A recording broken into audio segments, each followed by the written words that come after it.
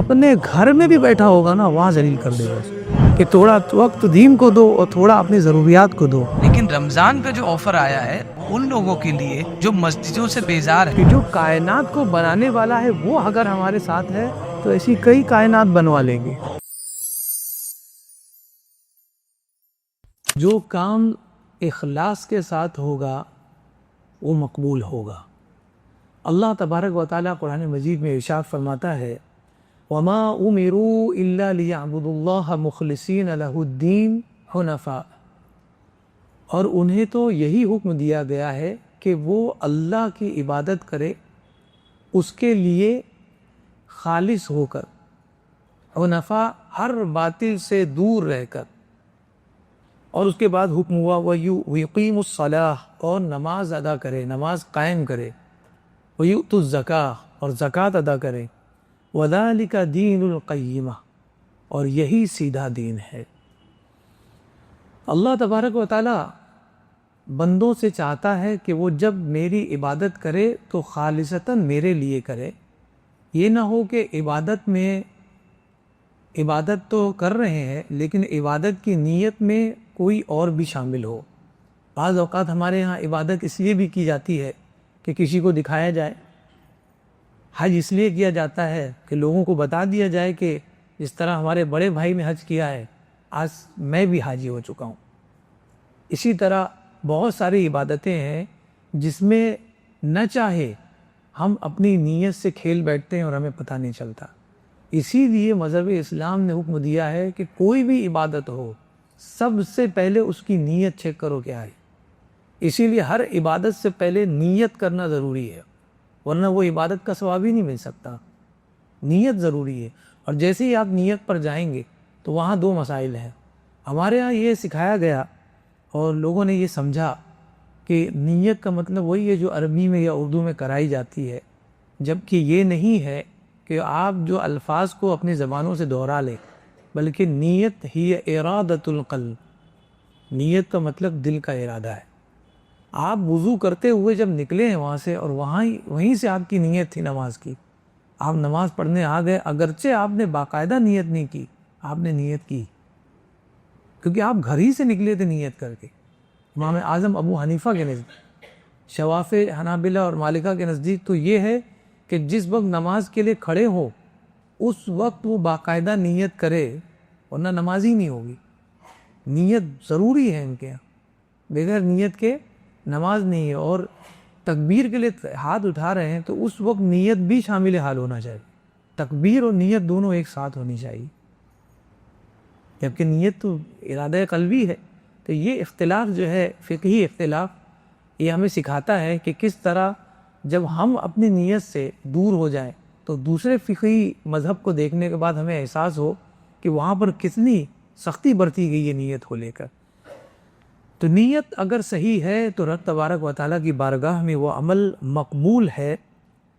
اللہ کے رسول صلی اللہ علیہ وسلم ارشاد فرماتے ہیں، بہت ہی مشہور حدیث ہے، انما الاعمال بالنیات، بے شک اعمال کا دار و مدار نیتوں پر ہے.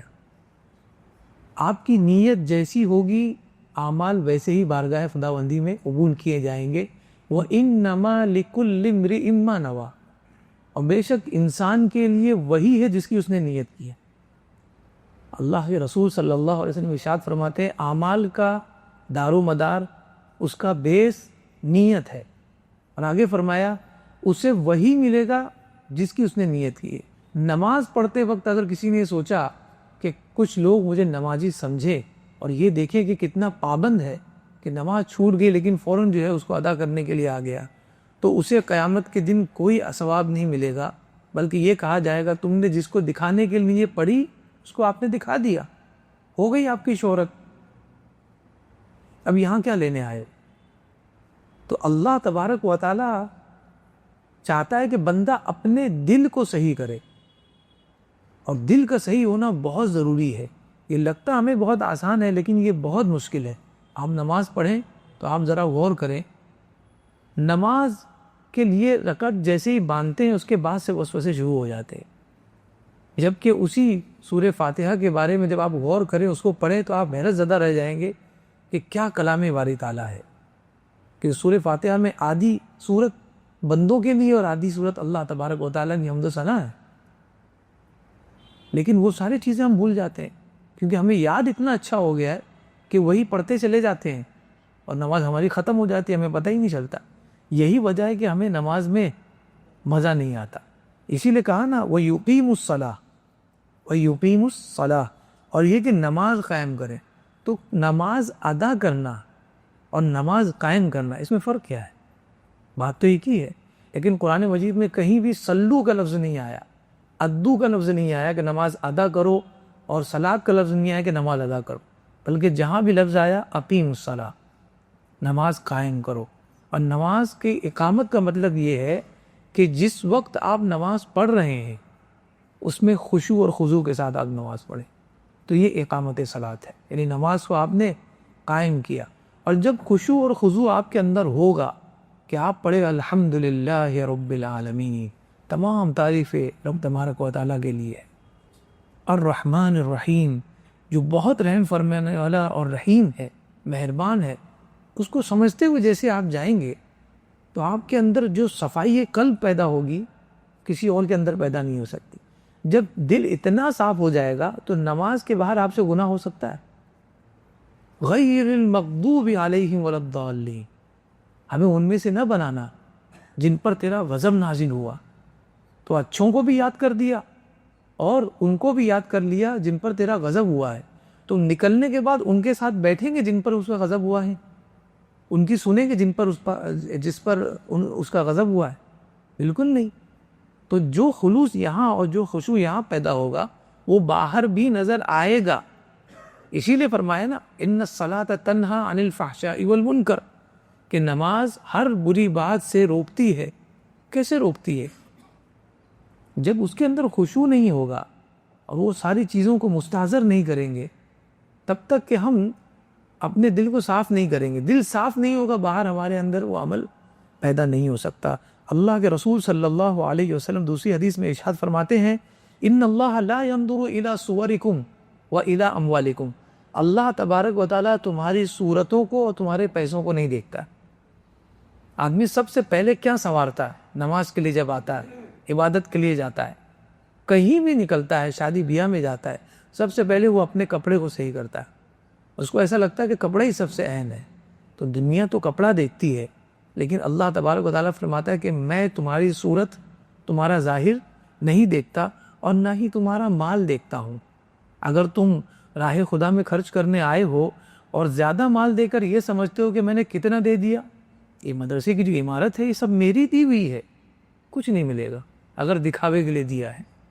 اس لیے کہ اللہ تبارک و تعالیٰ نے فرمایا کہ میں مال نہیں دیکھتا ہوں۔ اگر مال دیکھتا تو جس نے 1 درہم دیا تھا اس کو 200 درہم کے برابر نہیں کہتا۔ کہ اللہ کے نزدیک اخلاص ضروری ہے کہ 1 درہم دیا ہو اور دوسری جگہ ایک آدمی نے 100 درہم دیا ہو، اللہ فرماتا ہے کہ وہ 1 درہم اس 100 درہم سے بھی بڑھ گیا۔ پوچھا گیا کیسے؟ اللہ کے نبی صلی اللہ علیہ وسلم نے ارشاد فرمایا کہ وہ جس نے 100 دیا ہے اس کے پاس 1000 ہوگا، اور جس نے 1 دیا اس کے پاس ہی 1 تھا۔ اخلاص دیکھا گیا، اس نے یہ نہیں سوچا کہ میں کل کیا کھاؤں گا، بس دے دیا۔ حاتم طائی سے کسی نے کہا کہ تم نے اپنے سے بھی زیادہ کسی کو سخی دیکھا؟ تو کہا کہ ایک سفر میں ایک بچے سے ملاقات ہوئی اور سفر کے دوران ایک جگہ پڑاؤ کیا اور گھر میں داخل ہوئے، اس بچے سے اجازت چاہی، اس نے کہا کہ بالکل ٹھہریے، ہمارے یہاں کھانے کا رات میں انتظام ہوا۔ عرب چونکہ بہت زیادہ سخاوت کرنے والے ہوتے ہیں، آج بھی وہی ان کے یہاں مزاج ہے۔ تو اس بچے نے بکریوں کا بھیجا اور گوشت لا کر سامنے رکھ دیا۔ حاتم طائی کہتے ہیں کہ بکری کا بھیجا مجھے بہت پسند ہے، تو میں نے وہ کھا لیا اور میں نے کہا کہ بہت ہی لذیذ تھا، تو اس نے اور بھیجا لا کر رکھ دیے۔ اور بتا رہے اس طرح سے 7-8 کتنا ہوتا ہے یہ بھیجا، اور اتنے لوگ سفر میں ہوں گے ساتھ میں، 7-8-10 بکریاں لا کر اس نے ذبح کی اور وہ بھیجا ان کو پیش کر دیا۔ بہرحال جب وہ نکلے ہیں اور باہر جا کر دیکھا ہے، جب دوبارہ صبح روانہ ہونے لگے اپنے گھر کی طرف، تو انہوں نے دیکھا کہ باہر بالکل خون ہی خون بہہ رہا ہے، اتنے بکرے وہاں ذبح کر دیے گئے۔ تو انہوں نے کہا کہ یہ بڑا سخی بندہ ہے، اور وہ پھر کہتے ہیں کہ اب مجھے یاد نہیں ہے کہ 100 اونٹ غالباً وہ بھی لال اونٹ، سرخ اونٹ گفٹ میں اس بچے کو دے دیا ہو. یعنی ایک سرخ اونٹ جو ہے وہ مرسڈیز سمجھ لیا آج کے دور کی. میں اسی طرح سمجھاتا ہوں تاکہ جلدی سمجھ میں آ جائے. بہت مہنگا ہوتا تھا سرخ اونٹ, اور وہ 100 اونٹ دے دی. کہا کہ میں بہت خوش ہوا. اور جس نے پوچھا تو اس نے کہا کہ ابھی بھی کہاں وہ سخی ہوا, سخی تو آپ ہی ہوئے. کہاں 10 بکریاں معمولی سی, اور کہاں 100 اونٹ وہ بھی لال, تو سخی تو آپ ہی ہوئے. تو انہوں نے جواب دیا, بولے سخی وہی ہوا اس لیے کہ میں نے جو 100 اونٹ دیے تھے ایسے 1000 اور بھی میرے گھر پر ہیں, اور اس نے جو 10 دیا تھا اس کے پاس وہی بکریاں تھی اور اس نے دے دیا اٹھا. تو مسئلہ دینے کا مزاج جو ہے وہ اس طرح سے ہو کہ مجھے اس کی ضرورت پوری کرنی ہے, چاہے میری ضرورت کم پڑ جائے, تب دینا مانا جائے گا, جب خلوص مانا جائے گا. لیکن ہم جو ہے اپنے اوپر سے نہ اس چیزوں کو ہٹاتے ہیں وہ اس طرح سے کہ مجھے اس کو دینا ہے تو میں نے دے دیا, نہ اس میں نیت شامل ہے نہ عمل صالح کا ارادہ ہے.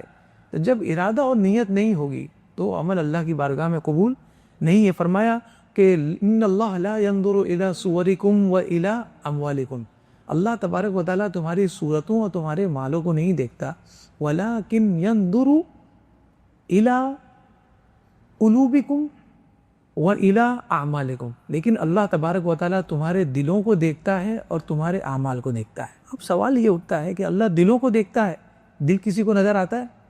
نہیں آتا. لیکن اعمال نظر آتے ہیں کہ نہیں آتے؟ عمل, نماز پڑھنا عمل ہے, اور نماز میں دل لگنا ایک الگ عمل ہے. تو دل کسی کا لگا ہے کسی کو پتہ چل سکتا ہے, لیکن نماز اگر پڑھے گا تو پتہ چلے گا, تو عمل ہوا. اللہ تبارک و تعالیٰ ایک جانب فرماتا ہے کہ میں تمہاری صورتوں کو نہیں دیکھتا, تمہارے ظاہر کو نہیں دیکھتا, تمہارے باطن کو دیکھتا ہوں. اور دوسری جگہ فرما رہا ہے کہ تمہارے عمل کو دیکھتا ہوں. تو مقصود کیا ہے؟ صرف دل کی نیت. یہاں بتا دیا کہ نیت بھی مقصود ہے اور عمل بھی مقصود ہے. یہ ان لوگوں کے لیے ہے جنہوں نے نماز یہ کہہ کر پڑھنا چھوڑ دی کہ ہم تو بیٹھے بیٹھے ہی مکہ میں سجدہ کر لیتے. تو جن کے سجدے اپنی مسجد چھوڑ کر دوسری مسجدوں میں ہو رہے ہیں, ان کے لیے حدیث ہے کہ اللہ تبارک و تعالیٰ تمہاری دلوں کو بھی دیکھ رہا ہے اور تمہارے عمل کو بھی دیکھ رہا ہے. تم یہ مت سوچو کہ زکوٰۃ کی ضرورت نہیں ہے, بس وہ زکوٰۃ ہو گئی ہماری. یہ سب ہو گئی نہیں چلتی ہے, کرنا پڑتا ہے, دوڑ دھوپ کرنی پڑتی ہے. اس کے بعد اللہ کی بارگاہ میں وہ عمل پیش کیا جاتا ہے. پھر اللہ تبارک و تعالیٰ چاہے اپنی رحمت سے تو اسے قبول فرما لے. جنگ بدر کے لیے اللہ کے رسول صلی اللہ علیہ وسلم نے ندا دی کہ بدر کے لیے ہم نکل رہے ہیں جنگ کرنے کے لیے, جہاد کرنے کے لیے. مسلمانوں تم بھی نکلو جہاد کے لیے. اب جن کو آنا تھا وہ آ گئے. اس میں ایک صحابی رسول سے ایاس بن ثعلبہ رضی اللہ تعالیٰ عنہ, ایاس بن ثعلبہ رضی اللہ تعالیٰ عنہ یہ بھی تشریف لائے. لیکن اس وقت معاملہ یہ تھا کہ حضرت ایاس بن ثعلبہ کی والدہ بہت بیمار تھی. وہ اتنی بیمار تھی کہ اسی مرض میں آگے چل کر ان کا انتقال ہو گیا. وہ تشریف لائے. اللہ کے رسول صلی اللہ علیہ وسلم کو پتا تھا کہ ان کی والدہ بہت بیمار ہے, تو فوراً آپ نے کہا ایاس تم واپس گھر جاؤ اور اپنی والدہ کا خیال رکھو, رات جا کر ان کی خدمت کرو, ان کی تیمارداری کرو, جہاد میں مت آؤ. حضرت ایاس چلے گئے. آپ فرماتے ہیں اللہ کے رسول صلی اللہ علیہ وسلم جنگ بدر سے واپس آئے ہیں اور میری والدہ کا انتقال ہوا ہے. اور پھر اللہ کے رسول صلی اللہ علیہ وسلم نے میری والدہ کا جنازہ پڑھا ہے. اور جنازہ پڑھانے کے بعد رسول اللہ صلی اللہ علیہ وسلم نے کیا کیا پتہ ہے آپ کو؟ آپ نے جو مال غنیمت ملا تھا جنگ میں, اس میں سے ایک حصہ حضرت ایاس بن ثعلبہ کو بھی دیا. ایاس بن ثعلبہ. تو اب سمجھ لیں کہ تیر اور تلوار ہی جہاد نہیں, اگرچہ وہ افضل ہے. جہاد تیر اور تلوار سے ہی ہوتا ہے اور یقیناً وہ افضل ہے, لیکن صرف تیر و تلوار سے جو ہو وہی جہاد نہیں ہے, بلکہ اپنی بیمار ماں کو وقت نہ ملنے کے باوجود وقت نکال کر ڈاکٹر کے پاس لے جانا, یہ بھی جہاد ہے. اپنے بچوں کے لیے ایک دانہ کمانے کے لیے, لقمہ کمانے کے لیے تکلیفیں اٹھانا, گردش ایام سے جھگڑنا, لڑنا, اور ساتھ ہی ساتھ مشقت سفر اٹھانا, اور ایک لقمہ لا کر ان کے منہ میں ڈالنا، یہ بھی جہاد ہے۔ آپ یہ نیکی کر رہے ہیں، آپ یہ سوچ رہے ہیں کہ نوافل چھوٹ گئے، آج میرا وہ وظیفہ چھوٹ گیا۔ اگر آپ اپنے بچوں کی رزق کے لیے، حلال رزق کمانے کے لیے نکلے تو اللہ تبارک و تعالیٰ کا یہ اعلان ہے کہ تم نیکی میں ہو، تم ثواب کما رہے ہو۔ کسی مسکین، کسی بیوہ کی مدد کرنے اگر آپ نکلے ہو، آپ راہ جہاد میں ہو۔ یہ جہاد ہے جو بندہ اللہ تبارک و تعالیٰ کے لیے کرتا ہے، وہ عمل اللہ تبارک و تعالیٰ کے ہاں قبول ہے۔ تو ہر وہ عمل جو اللہ تبارک و تعالیٰ کی رضا کے لیے ہو، وہی عمل اللہ کی بارگاہ میں قبول اور منظور ہے۔ اللہ کے رسول صلی اللہ علیہ وسلم اسی جنگ بدر کے لیے نکل رہے ہیں، اور نکلنے سے پہلے حضرت عثمان ابن عفان رضی اللہ تعالیٰ عنہ، آپ کے داماد ہیں، اس وقت ان کی بیوی سیدہ رقیہ رضی اللہ تعالیٰ عنہ بنت رسول صلی اللہ علیہ وسلم بیمار تھی اور آپ کے نکاح میں تھی۔ آپ نے، رسول اللہ صلی اللہ علیہ وسلم نے فرمایا، عثمان تم جنگ پر نہیں چلو گے، تم اپنی بیوی کا خیال رکھو گے۔ ایک جگہ کیا فرمایا؟ اپنی والدہ کا خیال رکھو۔ اور جنگ کیا ہے؟ آپ غزوے کو کیا سمجھیں؟ آپ جہاد کو کیا سمجھیں؟ یہ ایمان کا سر ہے، یہ بنیاد ہے۔ لیکن اس کے باوجود اللہ کے رسول صلی اللہ علیہ وسلم نے فرمایا، ایک جانب عبادت اور ایک جانب معاملات کو دیکھو، اس کے بعد عبادت کرو۔ اور اگر نہیں بھی کر پائے تو اللہ تبارک و تعالیٰ ثواب دینے والا ہے، اس کی ذات سے امید رکھو۔ حضرت رقیہ رضی اللہ تعالیٰ عنہ مریضہ ہے، آپ ان کی عیادت کرنے لگے۔ اللہ کے رسول صلی اللہ علیہ وسلم جنگ بدر میں شامل ہو گئے، وہاں چلے گئے، اور وہاں پر جنگ میں، جب بھی جنگ میں جاتے، جنگ سے پہلے بیعت ہوتی کہ ہم رہیں گے آپ کے ساتھ، جو کہیں گے آپ کریں گے۔ اللہ کے رسول صلی اللہ علیہ وسلم نے اپنا دوسرا ہاتھ آگے بڑھایا، کہا یہ ہاتھ عثمان کا ہے اور میں بیعت کرتا ہوں۔ اور جب جنگ ختم ہو گئی، جنگ ختم ہونے کے بعد جو مال غنیمت ملا، اس میں سے حصہ حضرت عثمان غنی کو عطا فرمایا۔ تو اگر آپ کسی کی تیمار دالی کے لیے رک رہے ہیں اور لیٹ ہو جا رہے ہیں عبادت پہ، اللہ تبارک و تعالیٰ دیکھ رہا ہے، آپ کے اس دل کو دیکھ رہا ہے، اللہ تبارک و تعالیٰ تمہیں ثواب دینے والا ہے۔ تو یاد رکھیں، اپنی والدین اور اپنے گھر بار کی خدمت کرنا، ان کے لیے حلال رزق کمانا، یہ بھی عبادت ہے۔ ایک بچہ ہماری مسجد میں آتا ہے، ہمیشہ نماز پڑھتا ہے، امانوں میں رہتا ہے، پہلی صف میں وہ ماشاءاللہ رہتا ہے۔ ایک دن وہ مجھ سے آ کر کہنے لگا کہ حضرت میں نماز کے لیے آتا ہوں تو میں ذرا جلدی آتا ہوں، چونکہ امامہ پہننا رہتا ہے اور میں جلدی آ جاتا ہوں۔ والدہ ہماری ناراض ہو گئی تو کچھ تھوڑا سی ہماری چپکلش ہو گئی، آپس بچوں کی والدہ سے ہو جاتی ہے، کیونکہ زیادہ تر وہی کنیکٹ رہتے ہیں بچوں سے۔ تو کہا کہ مسئلہ یہ ہوا کہ والدہ نے کہا کہ بیٹا تم زیادہ دیر پڑھ لیا کرو، ٹائم پر نماز پڑھنے جایا کرو، یہ کیا ہے کہ تم آدھا گھنٹہ پہلے ہی نکل گئے۔ تو میں نے کہا کہ نہیں، وہ امامہ باندھنا رہتا ہے، میں جلدی جاؤں گا۔ تو حضرت میں کیا کروں، ابھی امی سے جو ہے میری انبن ہو گئی۔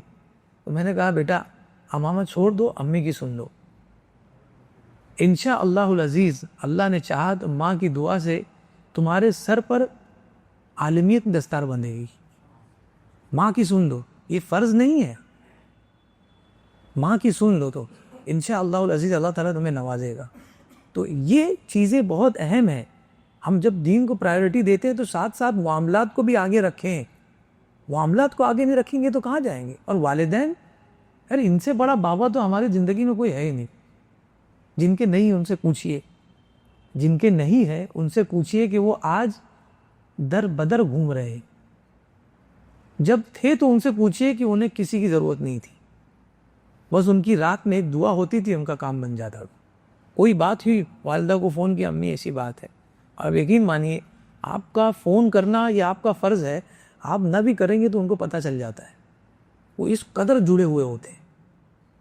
تم دوسرے دن فون کر کے پوچھو آج اگر تکلیف میں ہو تو پتہ چلے گا کہ جب ہی تو میں سوچ رہی ہوں کل رات میں نیند کیوں نہیں آ رہی، اتنا وہ تم سے جڑی ہوئی۔ اور ہمارا حال یہ ہے کہ ہمیں تو ان کا خیال ہی نہیں آتا ہے، کبھی دن میں نہیں آتا کہ یار بہت دن ہو گئے والدہ کو خوش نہیں کیا، آج کچھ ان کے لیے کپڑا لے کر جاؤں، آج ان کے لیے کچھ اوڑھنی لے کر جا، ان کے لیے پہننے کے لیے کوئی کنگن لے کر جا۔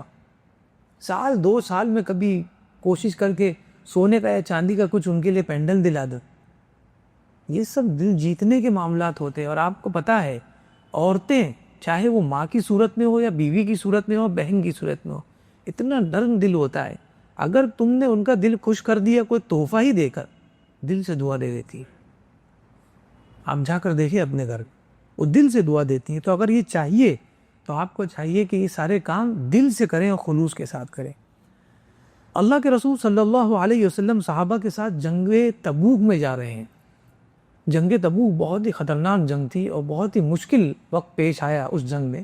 ہر جنگ مشکل ہوتی تھی لیکن اور جنگوں کے مقابلے میں یہ بہت ہی سخت جنگ تھی.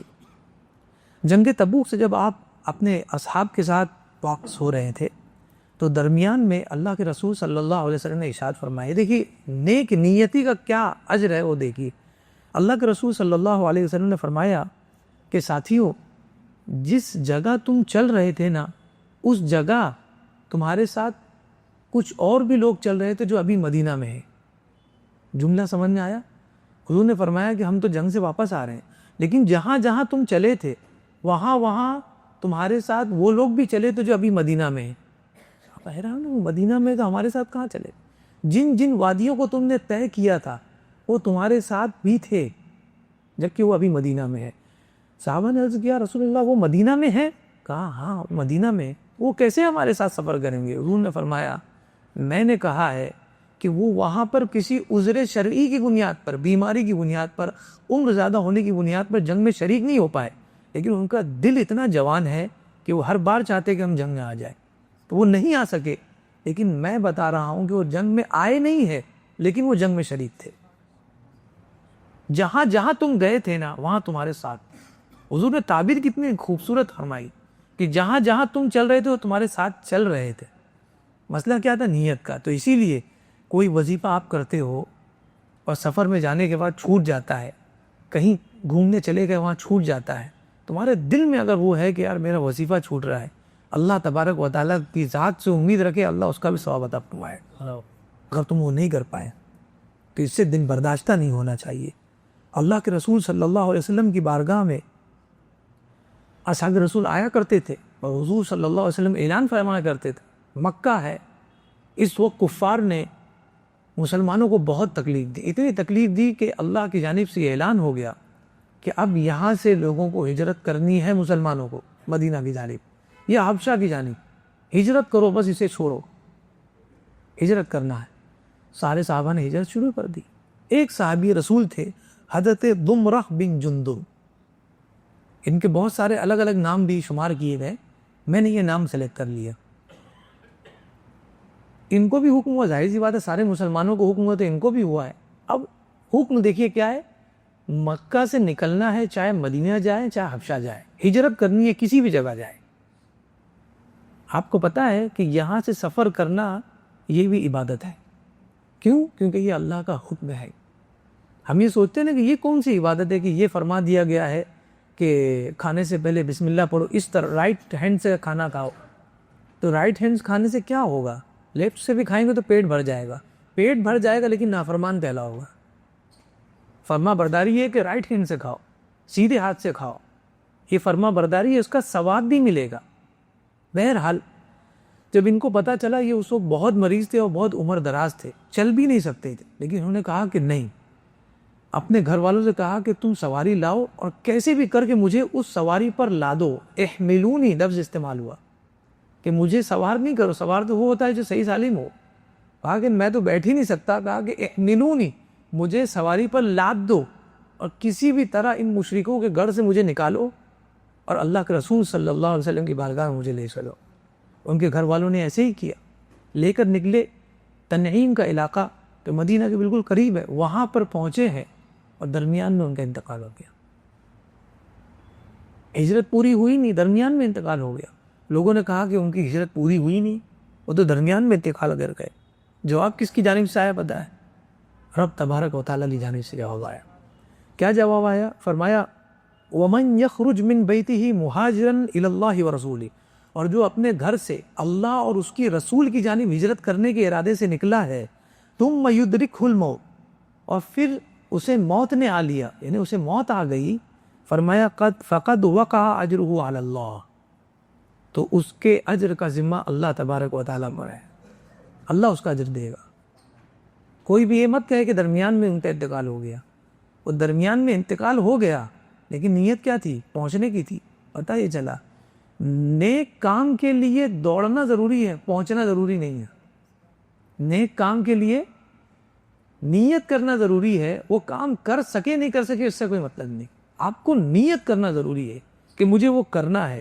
اللہ کے رسول صلی اللہ علیہ وسلم ایک حدیث مبارکہ میں ارشاد فرماتے ہیں، بہت ہی شاندار حدیث مبارکہ ہے، فرماتے ہیں کہ اللہ تبارک و تعالیٰ ارشاد فرماتا ہے، یہ حدیث قدسی ہے، کہ جس نے ایک نیت کرنے کا ارادہ کیا، نیت کی نہیں، نیت کا ارادہ کیا، اللہ تبارک و تعالیٰ اس کے بدلے ایک نیکی لکھ دیتا ہے۔ ایک نیت کا ارادہ کیا، ایک نیکی لکھ دی۔ اگر اس نیک نیتی کے بعد نیک عمل بھی کیا تو اللہ تبارک و تعالیٰ اسے ایک کے بدلے 10 نیکیاں دے گا، یہاں تک کہ 700 بھی دے سکتا ہے، اس کی شان کے مطابق 10 سے لے کے 700۔ ارادہ کیا نیکی کا، کیا نہیں تو ایک نیکی ملے گی، اور اگر کر لیا تو 10 سے لے کے 700 تک کا ثواب ملے گا۔ اور آگے کیا فرمایا؟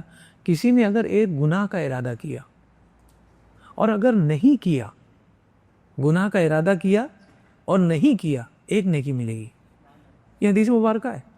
اور اگر گناہ کا ارادہ کیا اور کر بھی لیا گناہ، ایک ہی گناہ ملے گا۔ یہ حساب نہیں ہے اور یہ انصاف نہیں ہے، بلکہ یہ فضل ہے۔ اور یقین مانیے ہم صرف فضل ہی پر جی رہے ہیں، انصاف وہ تو ہم سانس بھی نہیں لے سکتے۔ جو حال ہمارے اعمال کا ہے، انصاف کی اگر بات کرے رب تبارک و تعالیٰ، ہم چل نہیں سکتے۔ یہ رب تبارک و تعالیٰ کا فضل ہے کہ ہم خوشحال ہیں، اور یہ صرف اس کا فضل ہے۔ اگر گننے کی بات آ جائے کہیں کھڑے نہیں ہو سکتے۔ جھوٹ ہمارے اندر ہے، بدگوئی ہمارے اندر ہے، غیبت نمیمہ ہمارے اندر ہے، کون سی برائی نہیں ہے، ہر طرح کی برائیوں میں اٹے ہوئے ہیں۔ حقیقت مانے تو یہ فضل الہی ہے کہ شان سے جی رہے ہیں، وہ بھی گناہ کر کر۔ یہ اللہ تبارک و تعالیٰ کا فضل ہے۔ تو جب بندے کو پتہ چل جائے کہ یہ فضل الہی ہے تو اسے اپنے آپ کو سدھارنا شروع کر دینا چاہیے۔ کہیں ایسا نہ ہو کہ فضل الہی ہمارے گناہوں کی بنیاد پر غضب الہی میں تبدیل ہو جائے۔ اب یہاں پر سوال یہ اٹھتا ہے کہ ایک گناہ کرے تو اسے ایک ہی گناہ لکھا جائے گا، ایک برائی کرے، اور اگر گناہ کا ارادہ کرے تو ایک نیکی لکھی جائے گی، یہ کیا ہے؟ پوچھا گیا تو اللہ کے رسول صلی اللہ علیہ وسلم نے جواب دیا، ایک گناہ اگر کرے تو ایک گناہ ملے گا، لیکن اگر ایک گناہ کا ارادہ کرے تو اسے ایک نیکی کیسے ملے گی؟ اللہ تبارک و تعالیٰ ارشاد فرماتا ہے، اس لیے کہ اس نے ارادہ تو کیا تھا گناہ کا، لیکن مجھ سے ڈرتے ہوئے چھوڑ دیا، تو مجھ سے ڈرنے کا ثواب تو ملے گا، مجھ سے ڈرنے کا ثواب کہ نہیں۔ رحمت الہی تو بہانہ ڈھونڈ رہی ہے کہ بندہ بہانہ ملے اس کو عطا کر دے۔ اب ایک اور سوال اور یہ ہے اسی حدیث مبارکہ میں کہ بندہ نیکی کی نیت کرے گا تو کتنی نیکی ملے گی؟ عمل نہیں کرے گا، ایک نیکی ملے، اور کر لیا تو 10 سے لے کے 700 تک۔ اب سوال یہ کہ اگر بندہ نیکی کی نیت کر رہا ہے تو ایک نیکی کا ثواب مل رہا ہے، عمل نہیں کر رہا ہے، لیکن اگر اس کا الٹا ہو جائے، کیا بندہ نیک عمل کرے اور نیت نہ کرے تو کیا ہوگا؟ نیت کیا ہے، عمل نہیں کیا، اللہ فرماتا ہے کہ میں دوں گا ایک نیکی، اور اگر عمل کر لیا، نماز پڑھ لی، روزے رکھ لیا، حج کر لیا، نیت اللہ کے لیے نہیں تھی، ملے گا ثواب۔ اللہ کے رسول صلی اللہ علیہ وسلم کی بارگاہ میں ایک صحابی رسول حاضر ہوئے اور عرض کی، یا رسول اللہ، ایک غازی ہے، ایک مجاہد ہے، اور وہ اللہ کی راہ میں جہاد کرنے کے لیے نکلا ہے، جہاد کر رہا ہے، جہاد اپنی جان ہتھیلی پہ لے کر نکلا ہے، اس سے بڑا عمل کیا ہوگا؟ ارے آدمی ریاکاری نماز میں کر لے، کون سی جان جانی ہے؟ آدمی صلوات و سلام پڑھنے میں ریاکاری کر لے، کون سی جان جانی ہے؟ لیکن جہاد میں کیا ریاکاری کرے گا؟ وہاں پہ جان جانے والی ہے، تو حقیقت میں وہ خلوص کے ساتھ چلا جائے کہ ایسا نہ میری جان بیجا چلی جائے، لیکن وہ جہاد کر رہا ہے۔ سوال کیا ہے کہ یا رسول اللہ، ایک بندہ ہے جو جہاد کر رہا ہے، غزوہ کر رہا ہے، لیکن اس غزوے سے اس کی نیت کیا ہے کہ مال غنیمت ملے گا اور مجھے شہرت ملے گی کہ کیا جنگ کر کے واپس آئے، غازی ہے، جو شہید ہو جائے وہ شہید ہے، جو لوٹ آئے وہ غازی ہے، تو میں تو غازی بھی کہلاؤں گا اور مال غنیمت سے حصہ بھی ملے گا، مال دولت بھی ملے گی۔ تو حضور اسے ثواب ملے گا. اللہ کے رسول صلی اللہ علیہ وسلم نے ارشاد فرمایا لا شیء لہ، اس کے لیے کچھ نہیں. اور آپ یقین مانیے وہ صحابی رسول نے اس سوال کو 3 مرتبہ دہرایا، 3 مرتبہ اسی سوال کو دہرایا اور جواب ایک ہی آیا، لا شیء لہ، اس کے لیے کچھ نہیں ہے.